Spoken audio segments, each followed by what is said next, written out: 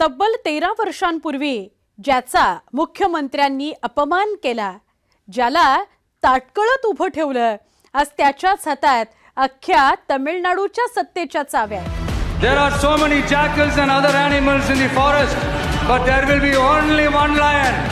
And even if it is single, it will be the king of jungle. ज्या दरवाजाच्या बाहेर त्याला उभं केलं, आज त्याच कार्यालयातील मुख्यमंत्र्यांची खुर्ची त्याची वाट बघतेय. हा कुठल्या सिनेमाचा सीन नाहीये. थलपती विजयच्या आयुष्यातली ही खरी खुरी स्क्रिप्ट आहे. तीही 13 वर्षांपूर्वी लिहिलेली. ज्या विजय थलपतीला तमिळनाडूच्या मुख्यमंत्र्यांनी साधी भेटही नाकारली होती, त्याचा अपमान केला, त्याला ताटकळत ठेवलं. आज 13 वर्षांनंतर नियतीने असं काही चक्र फिरवलं की स्वतः विजय मुख्यमंत्री पदाच्या अगदी जवळ आहे. नेमका तो किस्सा काय? विजयची भेट का नाकारणार आहे? ते मुख्यमंत्री कोण? 13 वर्षांपूर्वी विजयला मुख्यमंत्र्यांची भेट का घ्यायची होती? हाच किस्सा या व्हिडिओमधून जाणून घेऊया.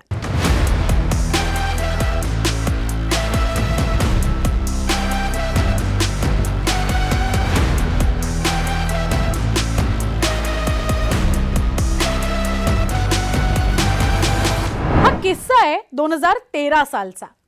याच वर्षी विजयचा थलैवा चित्रपट रिलीज होणार होता. चित्रपटाची टॅगलाईन होती टाइम टू लीड, म्हणजेच नेतृत्व करण्याची वेळ आली आहे.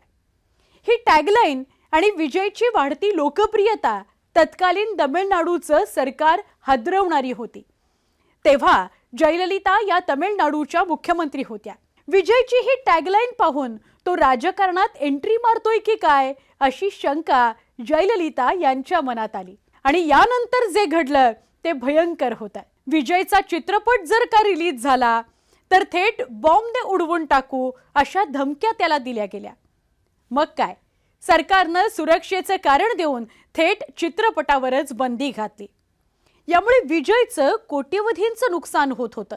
चित्रपट जर का रिलीज झाला नसता तर विजय अक्षरशः रस्त्यावर येऊ शकत होता. विजय सरकारला बंदी घालू नका म्हणून विनवण्या करत होता, पण सरकार ढिम्म हलत नव्हतं. अखेर आपल्या निर्मात्याला वाचवण्याकरता, आपला चित्रपट लोकांपर्यंत पोहोचवण्याकरता विजय स्वतः मुख्यमंत्री जयललिता यांना भेटायला गेला. तो कोदनाडपर्यंत गेला. त्यानं मुख्यमंत्र्यांची तासनतास वाट पाहिली, पण त्याला मुख्यमंत्री काही भेटल्या नाहीत. विचार करा, ज्याची एक झलक पाहण्याकरता लाखो लोक ताटकळत असतात, तो सुपरस्टार एका भेटी करता स्वतः ताटकळत उभा राहिला. पण त्याला भेट मिळालीच नाही. अपमान एवढा मोठा होता की विजयला शेवटी एक भावनिक व्हिडिओ जारी करावा लागला. तो हात जोडून विनंती करत होता, माझा चित्रपट राजकीय नाही, तो रिलीज होऊ द्या. अखेर त्याला आपली ती टाइम टू लीड ही टॅगलाईन हटवावी लागली. तेव्हा कुठे चित्रपट रिलीज झाला? विजयनं तो अपमान गिळला, पण तो विसरला नव्हता.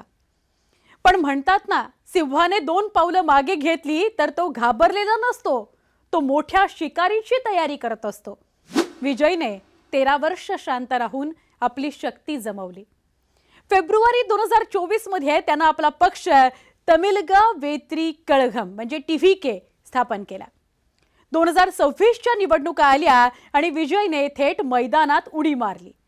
लोक म्हणत होते सिनेमा वेगळा, राजकारण वेगळं, पण जेव्हा निकाल लागले तेव्हा अख्खा देश चकित झाला. 110 जागा जिंकून विजयाचा पक्ष किंगमेकर नाही तर किंग ठरला. ज्याच्या सिनेमाची टॅगलाईन काढायला लावली होती त्यानं आज त्याचंच थेट स्वतःचं शासन आणलं. विजयचा हा प्रवास आपल्याला एकच गोष्ट शिकवतो, वेळ प्रत्येकाची येते, फक्त संयम ठेवावा लागतो. ज्याला भेट नाकारली, आज त्याला भेटण्याकरता दिल्लीपासून चेन्नईपर्यंतचे मोठे नेते रांगेत उभे आहेत. विजय आता मुख्यमंत्री होणार हे जवळपास निश्चित मानलं जात आहे. तुम्हाला काय वाटतं? अपमानाचा असा बदला याआधी तुम्ही कधी पाहिला होता का? आणि विजय तामिळनाडूचा चेहरा बदलू शकेल का? कमेंट्समध्ये तुमचं मत नक्की सांगा.